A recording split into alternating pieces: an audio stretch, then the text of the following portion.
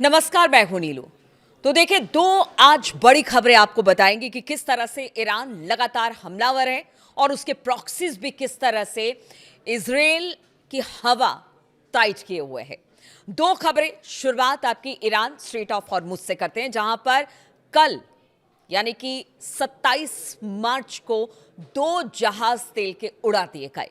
बताया जा रहा है कि बिना इजाजत के, आईआरजीसी के बिना इजाजत के दो जहाज यहां से गुजर रहे थे और तभी आईआरजीसी ने मिसाइलों से हमला किया और इन जहाजों के पर खच्चे उड़ गए। इसमें बताया जा रहा है मार्शल आइलैंड और थाईलैंड, ये दो जहाज थे जो कि यहां से गुजर रहे थे, क्योंकि ईरान ने कह दिया है कि बिना इजाजत के स्ट्रेट ऑफ हॉर्मुज से कोई भी जहाज गुजर नहीं सकता है। और बिना इजाजत के ये दोनों जहाज गुजर रहे थे और उसके बाद ऐसा मंजर देखने को मिला जहां पर पूरी जहाज के परखच्चे उड़ गए, काला धुएं का गुबार उड़ता हुआ दिखाई दिया और पूरी तरह से ये जहाज नष्ट कर दिए गए।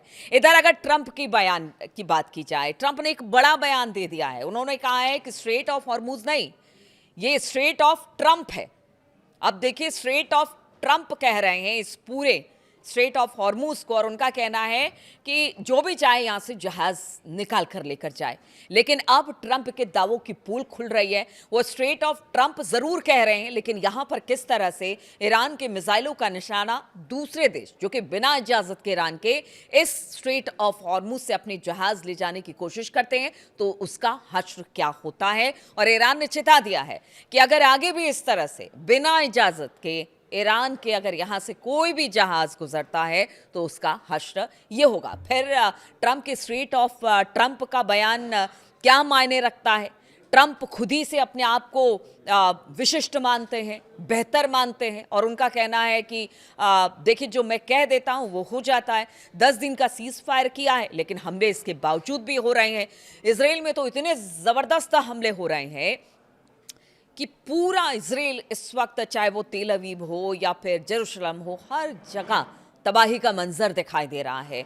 ज़बरदस्त तरीके से मिसाइल और ड्रोन से हमला किया जा रहा है।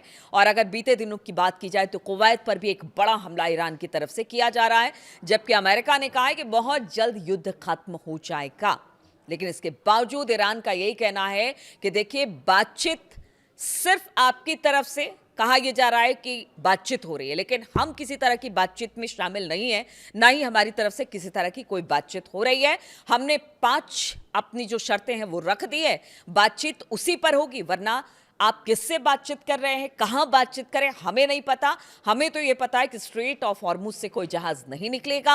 ईरान पर जब तक हमला होता रहेगा तब तक हमले का जवाब ईरान देता रहेगा। अपने मिसाइलों का जखीरा उसने दिखा दिया है और ऐसी ऐसी बैलिस्टिक मिसाइलें दागी है कि इजराइल, क्योंकि देखिए अमेरिका बहुत दूर है, जो अरब देश हैं वहाँ पर जो अमेरिकी सैन्य ठिकाने हैं या एम्बेसी है या उनकी बाकी जगह है, उनको तो ज़रूर निशाना बनाया जा रहा है। लेकिन इजराइल की आप सोचिए, इजराइल में इतनी तबाही, गजा का मंजर याद आ जाता है जिस तरह से इजराइल में तबाही मची है। बताया जा रहा है कि इजराइल में खास तौर पर तेल अवीव में तो ज़बरदस्त नुकसान हुआ है। इधर अगर बात की जाए, जो ईरान के प्रॉक्सीज हैं वो अपना अलाइज कहता है, लेकिन जो बाकी मुल्क है उसे प्रॉक्सीज कहते हैं। अब इजराइल के लेबनान में जिस तरह से ज़मीनी लड़ाई इजराइल ने छेड़ी है, अब उसको इसका खामियाजा भुगतना पड़ रहा है। ये दूसरी बड़ी खबर हम आपको बता रहे हैं, जहां पर इस वक्त तगड़ी जंग छिड़ी हुई है हिजबुल्लाह के साथ इजराइल की, और एक बड़ा झटका लगा है। बताया जा रहा है कि 100 इजरायली टैंकों को तबाह करने का दावा हिजबुल्लाह ने किया है। मरकावा टैंक, आप समझिए, इजराइल की जमीन पर लड़ने की लड़ाई में ये काफी अहम माना जाता है। अब ये हिजबुल्लाह दावा कर रहा है कि उसने 100 इजरायली टैंकों को तबाह कर दिया है। और ये तबाही पिछले 3 हफ्ते में, जब से इजराइल ने लेबनान में युद्ध छेड़ा है, तब से ये तबाही इजराइल के लिए आई है। हिजबुल्लाह ने बीते 3 हफ्तों में अपने देश में घुसे करीब 100 इजरायली टैंकों को तबाह करने का दावा किया है। ईरान स्ट्रेट ऑफ हॉर्मुज में चीजों को तबाह कर रहा है, चुन चुन कर अमेरिकी सैनिकों को, अमेरिकी जो एयर बेसेस हैं या फिर उनके सैन्य ठिकाने हैं उनको तबाह करा। इजराइल पर ईरान जो है वो इजराइल पर लगातार मिसाइल दाग रहा है। लेकिन लेबनान के बॉर्डर पर हिजबुल्लाह लगातार दावा कर रहा है कि वो इजराइल को पीछे धकेल रहा है और उसने 100 टैंक इजरायली मारने का दावा किया है। इजराइल के लिए न सिर्फ सैन्य तौर पर बल्कि आर्थिक तौर पर भी ये बड़ा नुकसान माना जा रहा है।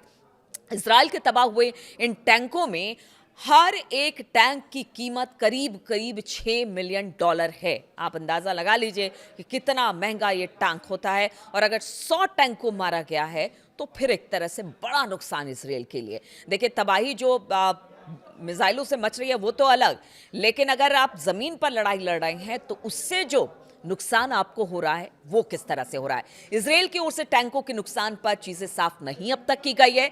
इजराइल ने इस महीने की शुरुआत में लेबनान हमले शुरू किए थे और तब से लेकर अब तक जो लड़ाई है भीषण होती चली जा रही है। हिजबुल्लाह के लड़ाकों ने बुधवार को कहा कि बीते बुधवार को उन्होंने कहा कि 24 घंटे के भीतर दक्षिणी लेबनान और उत्तरी कब्जे वाले फिलिस्तीन में कम से कम 21 इजरायली सैन्य मरकावा टैंक नष्ट कर दिया गया। फिर गुरुवार सुबह गुट ने कहा कि 20 और मरकावा टैंकों को सीधे हमले में उन्होंने मार गिराया। इससे 2 मार्च से नष्ट किए गए मरकावा टैंकों की कुल संख्या बढ़कर 73 हो गई।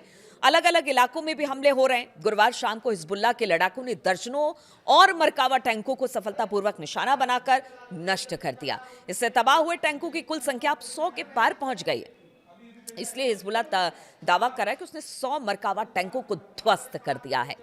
उन्होंने बयान में कहा कि गुरुवार को हुए हमले के नवीनतम दौर में कई स्थानों पर मरकावा टैंकों को निशाना बनाया गया। प्रेस टीवी के मुताबिक डेबिल में 3 टैंकों पर गाइडेड मिसाइलों से हमला किया गया। अलकंतारा में तकनीकी स्कूल, वोकेशनल स्कूल, जलाशय और पानी की टंकी के पास मरकावा टैंकों पर हमले किए गए। 3 अन्य टैंकों पर हमलावर ड्रोन का इस्तेमाल करके हिजबुल्लाह के लड़ाकों ने हमला किया। हिजबुल्लाह ने तैबह में 1 दर्जन मरकावा टैंकों पर गाइडेड मिसाइलों से हमला किया। डेर सीरियन में 4 टैंकों पर हमला किया गया। एक अन्य टैंक पर भी तैबह में तबाह कर दिया गया। अलकंतारा सड़क पर यह हमला किया गया। हिजबुल्लाह ने लेबनानी जमीन पर एंट्री करने वाले टैंकों को लगातार निशाना बनाया है। सैन्य विशेषज्ञों की माने तो इसे मरकावा नरसंहार कहा गया, जो कि एक शब्द है। 2006 में युद्ध के दौरान एक अभियान से जुड़ा यह शब्द, जब हिजबुल्लाह लड़ाकों ने 25 मरकावा टैंक नष्ट किए थे और 34 इजरायली सैनिकों को मार दिया था और उसके बाद इजराइल को इलाके से पीछे हटने पर मजबूर किया था। इस बार तो टैंकों की संख्या आप सोच रहे हैं 100 है। 100 टैंकों को मार दिया गया हिजबुल्लाह की तरफ से। कहा यह जा रहा था कि हिजबुल्लाह खत्म कर दिया गया, हिजबुल्लाह का सफाया हो गया है, हिजबुल्लाह के बड़े नेताओं को टारगेट किया गया। लेकिन अब जिस तरह का नुकसान हिजबुल्लाह इजराइल का कर रहा है, उससे तो एक बड़ा नुकसान इजराइल को हो रहा है और लग रहा है कि अब 100 टैंकों को नष्ट किया, आगे भी इसी तरह से हिजबुल्लाह का हमले जो हैं वो लगातार तेज होते चले जाएंगे। तो क्या अब इन इलाकों से इजराइल फोर्सेस जो हैं वो पीछे की तरफ खिसकेंगे? और क्या ये जो चोट इस वक्त इजराइल को पहुंच रहा है, उससे तो कह लीजिए कि घर के अंदर ही नेतन्याहू को घेरा जा रहा है। अपोजिशन लीडर हो या खुद उनके पार्टी के नेता हो, कह रहे हैं कि अब और नहीं। इजराइल में भयंकर तबाही हुई है। इधर ट्रंप अपने दावे कर रहे हैं, नेतन्याहू कह रहे हैं कि जल्द खेल खत्म हो जाएगा ईरान का। लेकिन ईरान ने जो तबाही मचाई है इजराइल में, और उधर हिजबुल्लाह लेबनान और फिलिस्तीन की तरफ से लगातार टैंकों को तबाह करके इजराइल को डैमेज कर रहा है, ये कहीं ना कहीं बड़ी मुसीबत का सबब बनने वाला है। अगर ये मामला और लंबा खिंचता है और जितने प्रॉक्सीज है ईरान के वो और एक्टिव अलग अलग जगहों पर होते हैं, इधर ट्रंप अगर बाज नहीं आते अपने बयान देने से, तो फिर आगे क्या होगा इस पर हमारी नजर बनी रहेगी।